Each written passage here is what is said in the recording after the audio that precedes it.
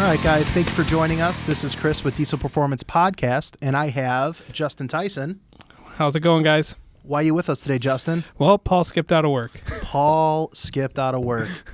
And Paul says he's the talent. Dude, right? he is the talent. He needs to, right now he's probably getting a fucking manicure.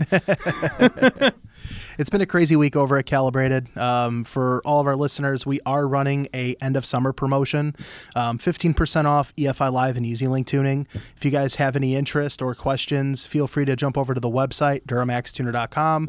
You can email me, that is cmkey@duramaxtuner.com. Or you could call my line, 815-568-7920, extension 2121. We have a couple more weeks left of that sale. So if you have any questions, let us know. Yeah, and what do we got going on this week? We got Chris Searle. Yeah, we have Chris Searle from UCC, so bringing us some new information for what UCC 2022 is going to look like. Wild change, right? I don't know if these guys just lock themselves in a room and think of what crazy shit we can come up with and concoct for the following year, but it's going to be pretty insane. They have definitely done a really good job over the years with bringing spectators in and keeping them excited throughout the 3 days of the event. From the DPI Expo, the Show and Shine. Last year they did a burnout pit. All the jam-packed action, drag strip, dyno, the sled pull. They did the ODSS in 2021. That's a lot of shit. It was wild. And they are literally up in the ante a little bit more. So yeah, like every year. yeah, so we have Chris here later today to kind of go over some of that as we are the official podcast for UCC. Yep. Speaking of official podcasts, Justin, we have some pretty cool, exciting news. So we had Sarah Chapman a couple weeks ago on the air. She is a promoter for King of the Streets. Yep. That event's going to be happening in mid-October. And we were able to line up an opportunity to help with some promotion for that event. Definitely. So you guys are going to be hearing from some of the potential competitors from King of the Streets and the All Truck Challenge. Yes. So we're going to be getting those guys online, going through kind of the setups, the strategy for competition, why the hell they want to even do this. Yeah, for sure. So you guys are going to be hearing a lot of cool interviews here over the course of the next month. I want to say Sarah informed us there was 70 competitors. There's a ton, and I know that tickets are still for sale, right? Tickets are still for sale. It's a good event. Where can you get those tickets at, Justin? I'm pretty sure if you visit the website, I don't have it offhand right now, but essentially, you can put it in the description for the episode. You can definitely put it in the description. Chris and Paul, or one of them, will be giving you guys updates not throughout the day, but a recap at the end of the day. And essentially, we have 2 trucks going. Yeah, we as Calibrated Power Duramax Tuner, we have a truck competing in the All Truck Challenge, and then we have a truck competing in the King of the Street Challenge. If any of you guys haven't listened to that episode on what those differences are, go back a couple episodes to the Sarah Chapman interview. It's really good information. We're super excited to be part of it. Yeah, for sure. Sarah is a fucking badass. Yeah, no, she is definitely a badass in this. Watching her run that thing, we went in 2019, Timmy and I and a few of the other guys, and essentially watching her just run this event. Yeah. She's a mad woman, and you got to give her credit. That's why I know you and Paul wanted to jump on as the official podcast, so we're the official podcast of those events, so that'll be fun. Exciting to promote and cover that and offer the coverage for our listeners. So for sure. I guess without further ado, let's kick it off to Chris Searle and see what's new with UCC for 2022. Chris Searle with Ultimate Callout Challenge. How the hell are you? Doing well. How are you guys doing? No, we're living the dream, man. We're glad to have you on. Talk about, UCC 2021 and what's most important, UCC 2022. Perfect. Glad to be here. Absolutely. So the first thing I wanted to dive into is just a quick rundown. Chris Searle, you've been on the show several times. Yeah. You've talked to our listeners a lot. We've got to interview you live at UCC and talk, every year. We've had him here in person before, too. Absolutely. So we've had a lot of chances to talk from you and hear about your background. Can you give us maybe a quick highlight reel of what went well at UCC 2021? Wow, a quick one. Yes. Everything. honestly, this was by far, as a promoter, one of the most successful years we've had, from crowd attendance to weather to the exhibitors to the competitors. The teaming up with the Fire Puck team and the ODSS and bringing that event on board with us was a huge hit, a huge success. The show and shine went through the roof again this year. We introduced the Burnout Pit, which will be back again in 2022. Didn't get as many competitors we want, but I definitely think it made a presence there. So I think we'll get a lot of people more excited for next year. I want to touch on that a little bit, Chris. A lot of change in the year of 2021. We all know there wasn't a UCC 2020 because of COVID. So there was a lot of anticipation going into 2021. One of the biggest highlights, I would say, is we changed the dates, right? And we were able to get away from some of that risky Midwest weather. Do you think like that was like, if you had to think of like what one of the biggest attributes of, changing the outcome of that event, I mean, for me, I would say, having consistent weather for a nice weekend goes a long way. Yeah, I mean, that was one of the things. I mean, that's again why we lucked out with 2021, because we were always kind of pigeon-toed with that weekend, because the weekend after is Mother's Day, and then after that you start getting into the Indianapolis 500, which then room rates go through the roof, airfare is ridiculous. So we always kind of got stuck there, because we never wanted to step on anyone's toes. Well, we lucked out within 2021, there was actually 5 weekends in the month. So it allowed us to leapfrog over Mother's Day. Well, then on top of that, with us now being able to team up with the Fire Punk team and the Outlaw Diesel Revenge, and the ODSS series there, we're actually going to move 2022 to the first weekend of June, just to even guarantee that better weather as well. That's awesome. That's huge. Yeah. That's huge. Now, that used to be Diesel Power Challenge, is that's when they would hold it, as the first week of June. Oh, no kidding. Yeah, so it's nice to hear that spot is going to get filled. That is like killer weather time around the Midwest. It's usually just starting to get hot. Hopefully not too hot. But not too humid. Right. Too humid. You're not getting a ton of rain then, so that's everything. Absolutely. Searle, I wanted to ask a little bit about the impact of the Diesel Outlaw Revenge Series, the ODSS racing that went down at UCC in 2021. I thought it was an awesome addition for spectators to see. A lot of activity going on, right? See all of the extra action. But what I did notice is in the pits is it may have impacted some of the strategy that drivers had based on their desire to get points or wanting to compete at ODSS.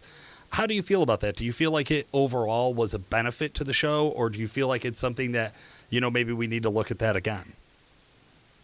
I feel it was a huge benefit for the show as well. I definitely, I understand what you're saying, and I do think there were a couple competitors that went with a different strategy to be able to compete in both. We took a lot of time to make sure we were doing our drag racing for the UCC guys on Friday, which was qualifying, which then allowed, obviously the next day was the dyno, but we always have had the rule in there that you're able to trade your spot at least one time.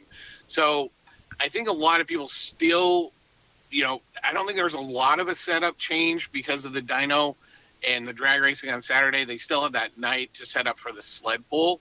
Sure. But I think the bigger impact it had was, like you said, when you're doing a show, you're trying to please 3 masters: your competitors, your fans, and your exhibitors.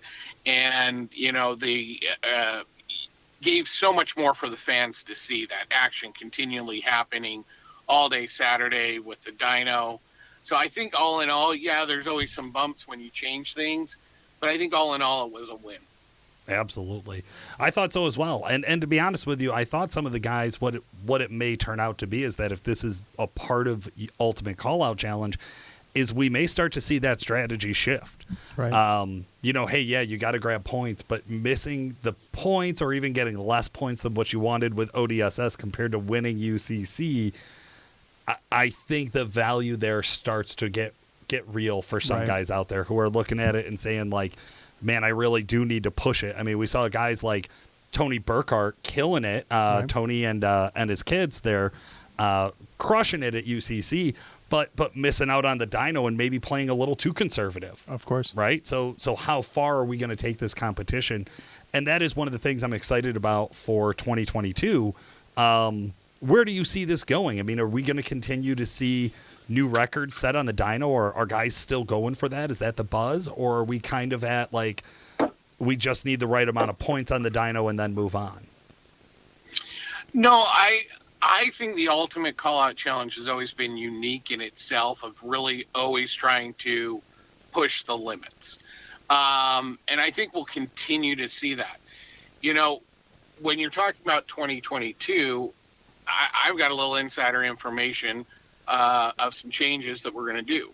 We are actually going to do a big change for 2022 that'll actually kind of reshape the competition and hopefully bring back a lot of those big numbers.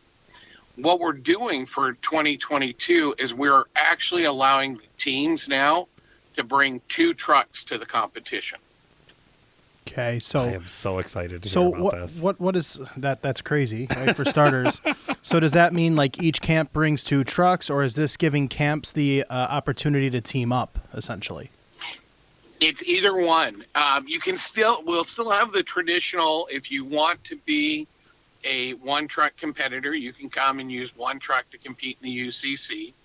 You can team up with someone else and create like a BD Diesel team or a Hot Shots team, or in the case of like with Tony, maybe you have 2 trucks and you're just bringing those 2 trucks in.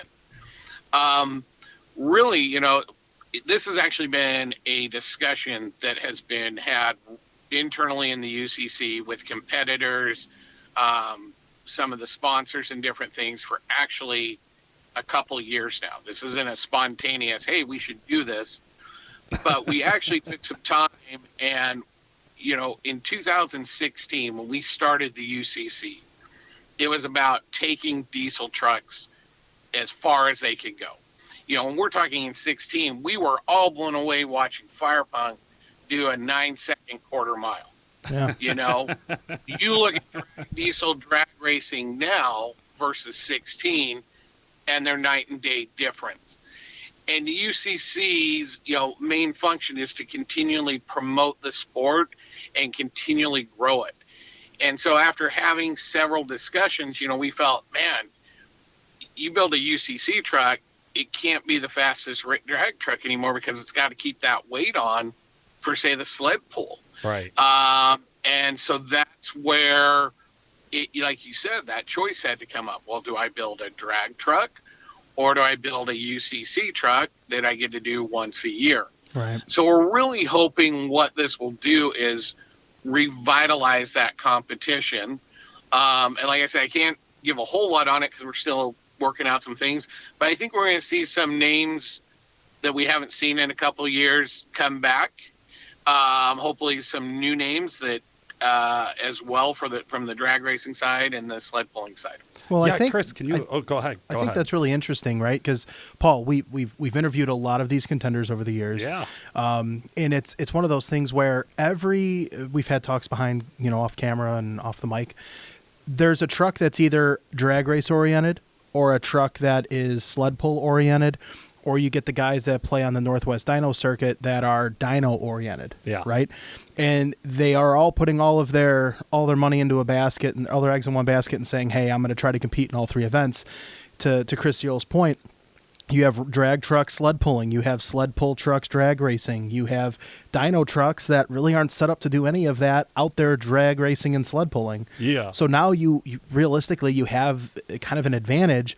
I could bring a dedicated sled pull truck, right? And on behalf of like Tony Burkhart, I'm tried and true to drag or to sled pulling. I can bring a true contender from a sled pull, side of things. Sure. And then bring a truck that's set up for drag racing. So those 2 trucks are there. Yeah. Now I just got to figure out what effing truck to put on the dyno, and the rest is history. Let the young gun go fast and yeah, exactly. and go get some on the dirt. I mean, well, and also I think about the advantage too about like I wonder if this would mean that you could finally draw in the baddest sled pull trucks in the country. Because let's be real. No, I mean the biggest, baddest 3.0 The stuff you see on TV. Well, I mean, when those guys don't come to UCC because they're never going to be able to go fast on the track. Think of Shy Diesel, one of the bigger TS. TS used to be one of those events as well.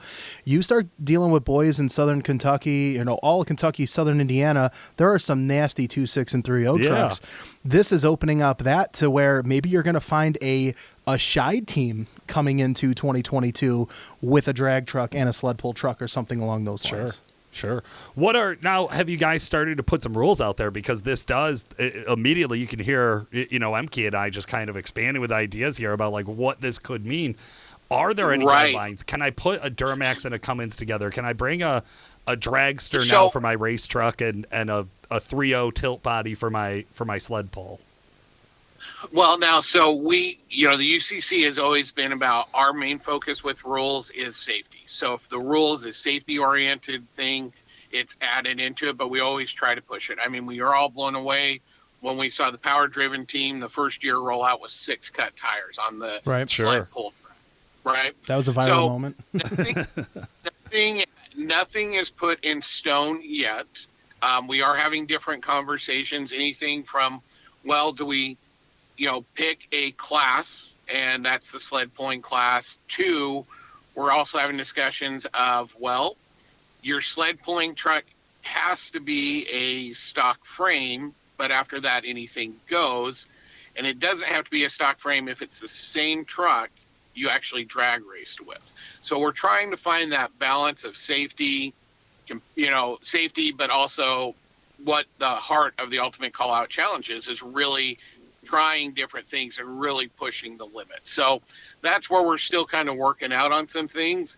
And, and just so the people listening know, this isn't like 2 of us sitting up in an office having this discussion. Like, we're on the phone with UCC competitors.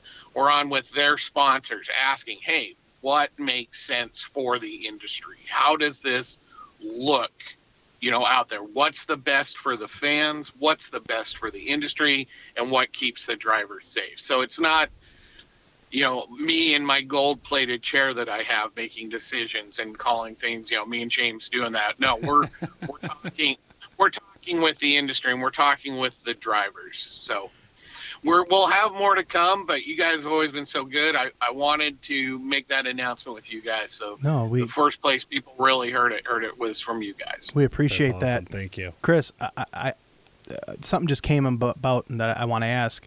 There's been successes with teaming up with ODSS. We've seen that, in 2021.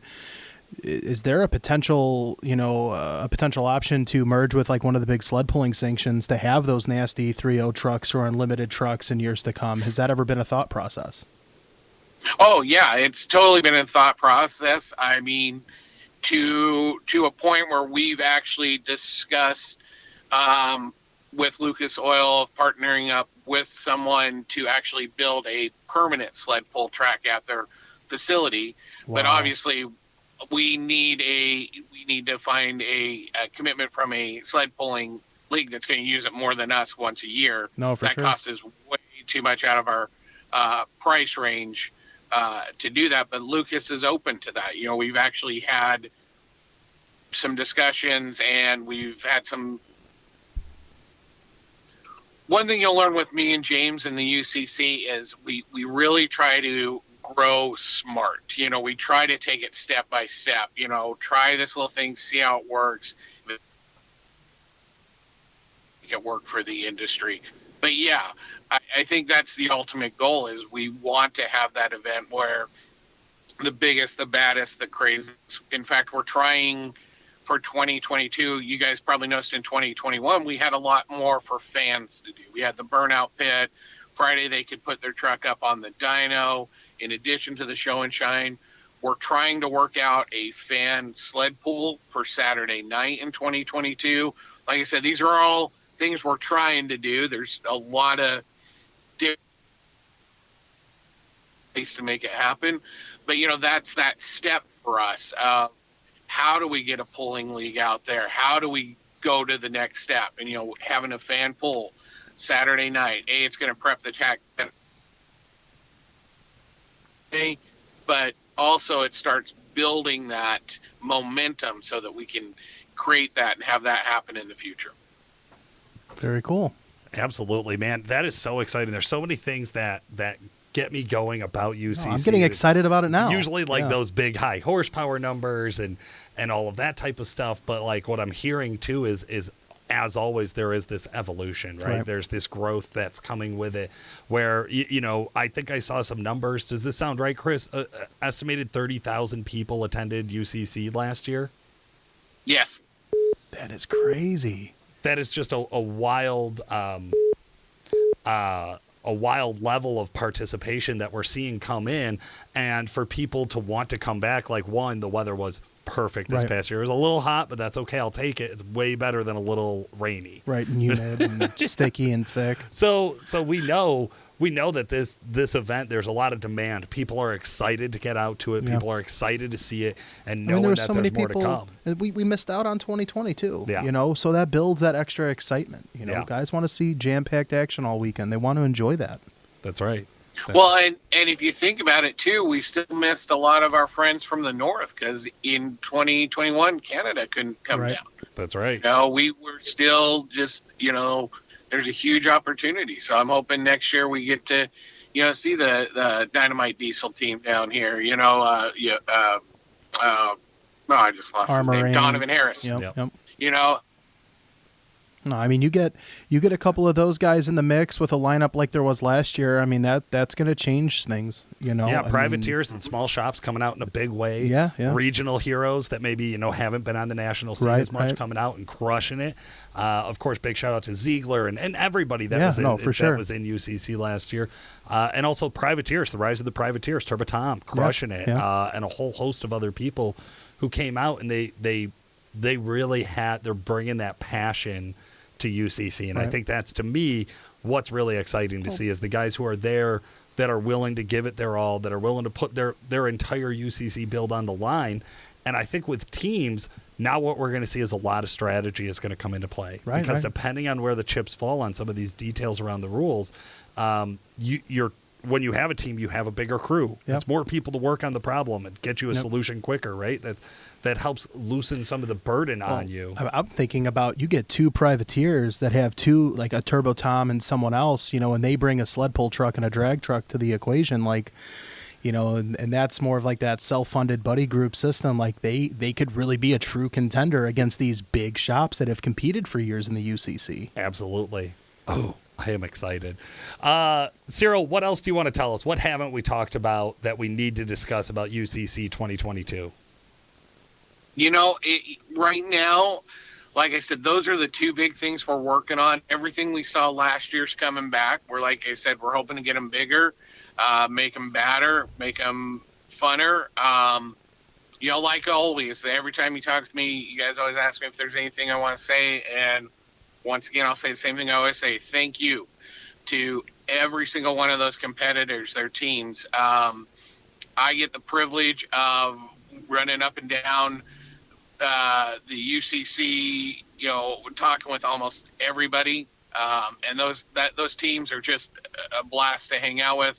Thank you to all of the sponsors, the diesel industry. The Firepug team was a huge help this year, so we could pull off teaming up with the ODSS and having a whole event. And most importantly, thanks to all the fans. I mean, you guys know how important the fans are. You know how important everyone down to the smallest kid that's coming out to see the trucks, to the diehard fan. We just appreciate them taking their time, spending a weekend with us, and making the UCC what it is. That's very well said. Yeah. And thank you, Chris Searle, for sharing your time with our listeners. Guys, make sure you stick around. We got more Diesel Performance podcasts coming at you right after a word from our sponsors. Replace the old leaking radiator in your truck with a direct fit replacement from the XDP Extra Cool radiator line. XDP's Extra Cool radiators are made using the same techniques used in the HD truck industry to give you durability, strength, and performance. Each Extra Cool radiator is built around a high-efficiency core with heavy-duty tubes. It's also internally reinforced for strength and features more fins per inch for maximum cooling. The end tanks on each radiator have been upgraded to a fiber-reinforced plastic construction for for added strength and durability. To put it all together, a heavy gauge steel crimp strip is used to join the tank and the core.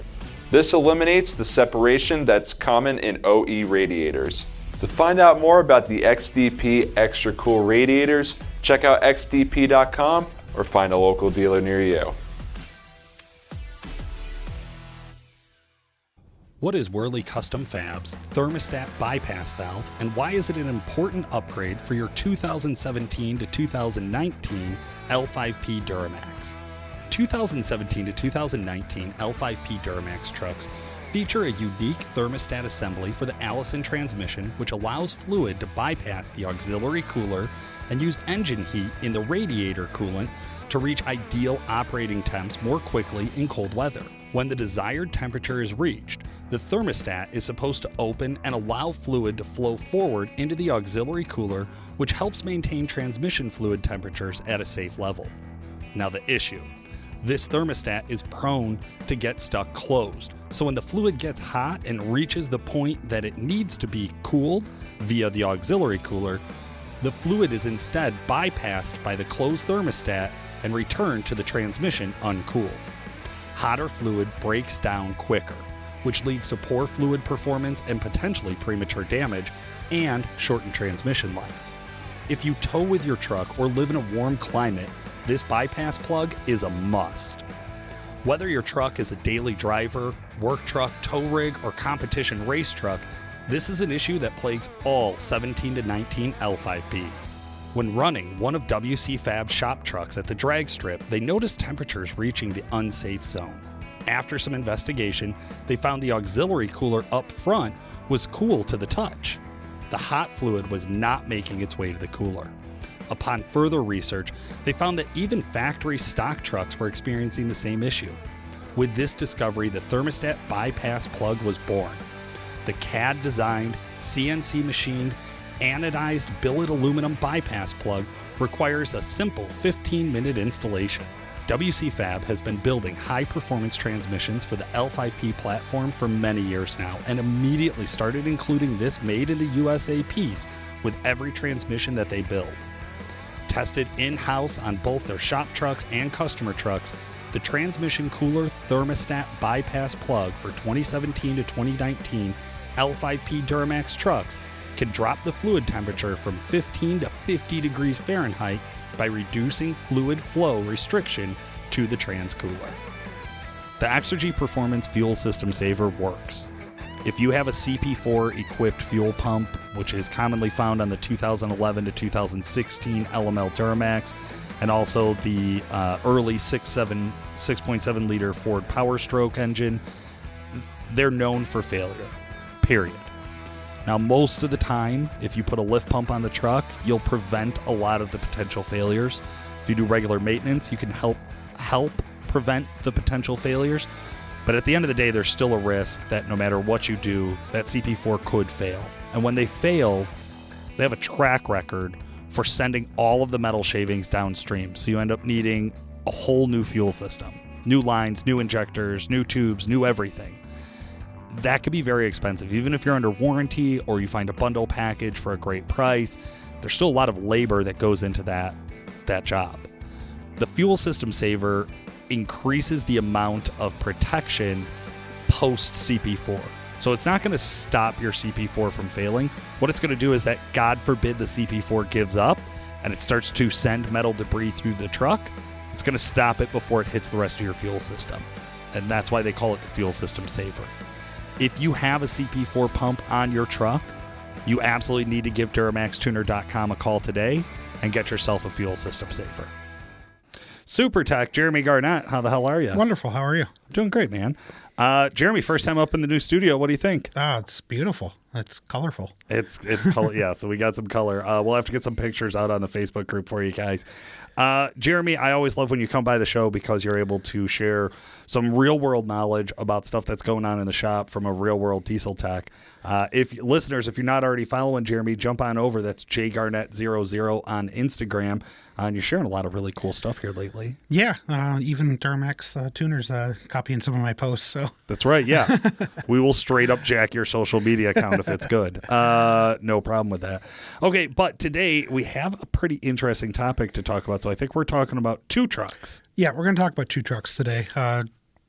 One's currently being worked on. One is done. Okay. But we want to talk about 2 kind of with the same issues, but 2 totally different trucks. Let's start with the older one. What do we got? We have an 06 LBZ. Okay. And then what's the newer one? We have a 15 LML. Oh, fun. Okay. Turbos, transmissions, or fuel system? Fuel system. When we're talking about these 2 trucks in comparison, these are the 3 things I know we're talking about. Fuel system, LBZ, and LML. It's either injectors or high pressure pump. Right. So we high pressure pumps. Love it. So we have 2 trucks, similar problems. Like I said, 06, 15, CP3, CP4 with same kind of problem, but different years, different trucks. All right. Walk me through the 06 first. On the LBZ, what were the symptoms or what were the complaints from the customer coming in? Lagging, truck won't go over 45 miles an hour. He brought it in, says, hey, you know what, I have, the truck won't go over, it's going into reduced power mode, and we want to figure it out, just see what's going on with it. The truck did have check engine light on. Of course, it's a 250,000 mile truck with completely rusted out. So of course it's had a check engine light on for 150,000 miles. So how many codes were in it when you went to go scan it? There was about 6 codes in it, a bunch of glow plug codes and stuff like that. And he clearly said, hey, it has glow plug codes. But right. A buddy of mine tried to do those and they wouldn't come out. So just a couple years ago, he said. That's it. That's super common on those trucks. So I can't remember the last LBZ that had good glow plugs and you could actually get them out. Right. All right. What else did you find when you started digging into it? Well, this one we found when we started logging it. So I actually used my snap-on scan tool to log this one and drove it down the road and it would build rail. So it's so it would command, let's say it wanted, 6,000 or 10,000 K or, PSI. Right. And then it would be like, okay, well, the truck would actually get to that and then it would just slowly drop off. And then the truck wouldn't, it would go up to 60 miles an hour and then it would just die right at 60 miles an hour. And then it would only build up to 6,000 while it was asking for 10,000. Okay. Okay. This is a classic description of a failing CP3. Right. So you go to lay on it, it'll build the rail you want, and then you just watch it taper off. And it's just like a gentle slope, but like a very obvious and direct slope down. Right. And then you'd just feather the gas. And you could actually get the truck to go up a little bit over 45, but you'd really have to just feather it. Yeah, you could limp it to a shop like that. But you don't want to do much more than that. And it got limped here. Okay. And then that is the first truck. And then we did put a new CP3 in it. The customer did opt to do a set of injectors. Okay. Just because the balance rates on a couple were iffy, but he's like, hey, well, we're in there. Let's you do a might set as of injectors. well. So, yeah. But typical case of a bad CP3 on that truck. Gotcha. Now I wanted to bring in the LML just because it's CP4, same week. I mean, this is 2 trucks this week. Now this truck was the opposite of that one. It wouldn't start. So the truck wouldn't actually build enough rail pressure to start. Dude, trucks only take like 1,500 PSI of rail pressure to actually start. Like it wouldn't fire? Nope. So sitting there crank, and this thing would actually only build up to 400 PSI. Oh my God. And like you said, I mean, 1,000, 1,500, it'll fire at that. Yeah, you don't want it to run there. Just to be clear for No, please don't. If your truck's idling at 1,500 PSI, you got a problem. Broke. Like something's wrong. But like, yeah, it'll fire with that. Like it'll turn over. But yeah, a 400 PSI would not build anymore. So just crank. Customer stated, hey, this is the issue. This is why he brought it in. Yeah. And remind you or not, this is a 400,000 mile 2015 LML. This thing has 407,000 miles. Transporter. Yes. Always. Always a no lift pump? No lift pump. Of course. So I actually pulled the regulator on it though. The regulator is just crystal clean. No. Yeah, not one speck of metal on the regulator. Because we just had a post, speaking of social media, we just had a post of a picture of a regulator that was covered in debris. We've actually had conversations of our own LML. And how bad it looks when a CP, because traditionally when a CP4 lets go, what everybody knows is it sends debris through the entire system. Right. Did this one have like the Exergy fuel system saver, anything on it? Nope. Nothing. So at factory CP4, factory regulator, the only thing that I've seen that was done on it is it had a new fuel rail put on it, which is common on LMLs because the fuel sensor goes bad and then the second regulator goes bad. Right. So it's a common issue on some trucks with higher mileage. So that was done previously, but not recently. Okay. And then, like I said, it just would not build the rail. So, but you got to put a little ether in it, get the truck started. Truck would actually run perfect. And the guy actually said that, hey, I let the truck run for about 4 days because I didn't want to shut it off. Because I didn't want to, I was afraid I couldn't get it restarted. Oh, no. And so he actually let the truck run for 4 days. Oh, no. That poor truck. Yeah. That poor truck. But then we diagnosed a bad CP4 just because we hooked up our Snap-on scanner to it, went out and we actually data logged it, and then it was dropping rail. It wasn't all the time, but it wasn't. Rail was having a hard time at like full throttle, big hill. Okay. High torque. And that's without a trailer on it. And that was without a trailer. And this guy lives with a trailer on the truck. So all of the load testing he would do would be 2x of whatever you're driving around testing on the street unloaded. Right. Okay. So the weird thing is, like I said, just it's 400,000 mile LML. Hey, the CP4 lasted a long time. I mean, just to be honest, the fact that it didn't take out the entire injectors and lines and feed lines and rail, like that's the miracle, right? Yeah. You're like, holy shit. And the fact that it lasted 400,000 miles, right? That's got the special sauce. I'm halfway into this truck and there's not a speck of, So, like I said, I haven't, it's not, up and running yet, but I'm, halfway, 3/4 of the way done with this truck, putting it back together. And yeah, it's just something I thought it was pretty cool to talk about this week with having done a CP3 earlier this week and getting that truck done. And then now digging into the CP4 with, said 2 trucks. I love that. I love that. And the symptom too is you would think that it was like detrimental. Like if your truck won't start, you're like, oh, it's a diesel. So like if it won't start, you're like, something's really broke. Well, exactly. That's first thing we just pull the regulator, see if there's metal, Yeah. That's what we do with every LML. That's so crazy. That's awesome, man. What's our pro tip for the week? Just data. Just look at your data. Data it always proves, just it proves your theories, proves what's wrong with the truck, and just look at your data. I mean, you can even get it from a cheap scan tool.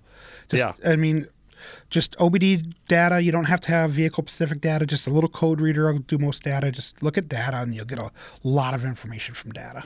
That's awesome. Good advice. Well, Jeremy, thank you for joining us. No problem. Have a good day, guys. And listeners, coming up next, we're going to be hearing from Sean Lynn, our remote support expert, with some exciting educational content. All right, guys. This is your producer, Justin Tyson. I'm with Sean Lynn. How you doing, Sean? Great. How are you? I'm great. And we are doing the knowledge base because Paul is out and Chris is a busy man. We got that sale going on. Sean, I know that you're busy as hell. So how's things going for you out there? We've had quite a few phone calls this week, and a number of them have been tire size tune updates and L5P switchable. For the end of time, it will always be tire size. I used to be in your position, and I know that because I used to deal with it all the time. So essentially, walk us through. So what are these calls you're getting on the tire size? Yeah, so whether it's a new or old customer, everyone's always changing their tire sizes, and then they're looking at their GPS, and they're seeing their speedometer is not exactly what that says. Oh, yeah. And then they're calling us. Yep. So essentially, walk us through what happened. What are you doing when you get that phone call? The first thing I ask is, what kind of truck is it? What tuning platform do you have? Because certain ones we need to send out an actual tune update for, and others, such as the ones using EasyLink, you can easily change it yourself in the phone app. Okay. So say I give you a call and I have an LOI and I'm saying, well, it's like a mile an hour off. What would you tell me if I'm telling you that? If your speedometer is only a mile or two off, I mean, that's realistically stock spec right there. If your tires are worn down, it will literally do exactly that because the tire is physically smaller after it wears. Okay. And so if your tires are brand new, it should be right on. Okay. And then essentially say if it is 5 to 10 off, what are you going to tell them then? If the speedometer is 5 to 10 off, that typically means they went a lot bigger than stock. So guys will usually run 33s, 35s, 37s, I don't know, 40s. Gears. Yeah, they'll change the gears as well, and that really throws it off when you change the gears. No, so for that's sure. definitely a big one. For sure. And now another thing I know that we talk about a lot is when we do that, a lot of these guys sometimes might have had their tunes for a while. So something you will probably tell them is your software and hardware up to date with updates? Yeah, and 9 times out of 10, it is not updated at all. So that's the first thing that needs to happen before the new tune can be loaded onto the device, is that would need to be updated. For sure. And what does the one usually get? The 0502 or there's another one. I can't remember what it is. If you try to copy the file in the EFI Live program, it'll actually tell you that your version is too old, and it won't let you copy it. For sure. And then now with EasyLink, you said it's just as simple as just adjusting it through the actual program, like on the phone, on your smartphone? Yeah, depending on what vehicle you have, we have a lot of different vehicles that you can tune on EasyLink. Under functions or vehicle details in the app, there is a tire size adjuster in there, and you can basically change the tire size. Most of them will let you choose up to 35 inches, and over that, it's just some vehicles can do it and some can't. Okay, that makes sense. Now, does your truck allow it to do it with the EcoBoost? Yeah, there is a tire size adjustment under functions. Okay, just so everyone knows, Sean made the leap to the EcoBoost. Certainly had a lot of fun with the 2.8 over the years, but this is quite a bit faster. For sure. Anything else you want to add on tire size stuff? The only thing I would suggest is sometimes people tell us that it's actually a 34-inch tire, but we're usually looking for like the actual size. Like 265, 65, 18 or whatever. We're looking for that size usually. For sure. It's way better than just saying it's 34. It's like, you're right, because then you can actually calculate it out. And even when someone says their tire is 35 or it says it on the tire, it's usually not actually 35. It's usually less. And people seem to not understand that as well. Well, bigger is better, right? Like 37s are usually actually 35s if you measure them out, but for sure, we won't get into that. And there was another thing you wanted to talk about. Essentially, L5P has switchable tuning on the actual steering wheel controls. Do you want to walk us through that? Yeah, we've gotten a number of phone calls this past week about that. I don't know what the confusion has been, but basically people were saying that the tunes will only change at certain times. And that's merely due to the fact that if the cruise control light is on your dash, you just need to turn the cruise control button on the right side of the steering wheel off. Okay. And you just need to make sure that the light on the dash is not there anymore. And then when you hit the cruise cancel and the plus or the minus button after that, you should be able to see the change with your glow plug light flashing, or if you're in the run position, you'll see the tachometer move. Okay. And guys, I do the videos here. So essentially, Sean, there's a video that we have with the L5P switching. You can actually see Nick switching the tunes, and he's right. You'll see it flash for whatever tune you're in. 1, 2, 3. If you go to sport, it's 1, 2, 3, 4, 5, you know. So essentially, you're going to hit the off. So it's not cancel, it's off. Then you can hit the cancel, then plus or minus. And then their tunes are going to switch. Yep, even if you're not cruising on the highway, that needs to be turned off. The light on the dash needs to be off, and then you can hit the cruise cancel button and then the plus or the minus button. All right. Anything else you want to add on that one? If you try to do that and it doesn't flash at all, that probably means you are in tune 0, which is like your diagnostic tune, as we call it, or like your stock tune. Okay, cool. All right, man. Well, Sean Lynn, I don't want to hold you off the floor because I know you are a busy man, as you were just flashing Fords all day. So, if any questions you guys have for Sean Lynn or anything like that, or any knowledge-based things you want to talk about, fans of Diesel Performance Podcast, throw them in there. Sean knows everything. The man is a wonderkin with working on technical issues. Thanks, Sean. Thanks for having me. All right, bud. All right, guys, that was wild. Yeah, it was, for sure. I can't believe the team for UCC for 2022. I know they're still ironing out a couple of details, but as you guys heard in that interview, I think this opens up a lot of opportunity. There's a lot of crazy, I know for where we are in the Midwest, there's a lot of crazy sled pull trucks. Oh, yeah. 2.6, 3.0, Unlimited. So I wonder how that's going to shake up and how that's going to mix on potentially getting some of those trucks definitely in that event. As guys are going to be even more strategic more than ever oh, yeah. for that. Chris has taken the chaosness of UCC and upped it a little bit more. Like, hey, we're just gonna wow everyone for sure. And I wanted to give a special thanks to Jeremy Garnett, our super tech, Sean Lynn, our super customer support rep, for taking their time going through their little tidbits and their knowledge. Also, if you guys are big fans of Jeremy, he is coming with us to King of the Streets. Yeah, Jeremy will so be with. You can hunt him down and ask him 1,000 questions. He won't mind. He will probably love that. He will talk your ear off. Yes, he will enjoy that. Well, for today, this has been Chris. And Justin. Take care, guys. Well, Paul skipped out of work. Paul skipped out of work. And Paul says he's the talent.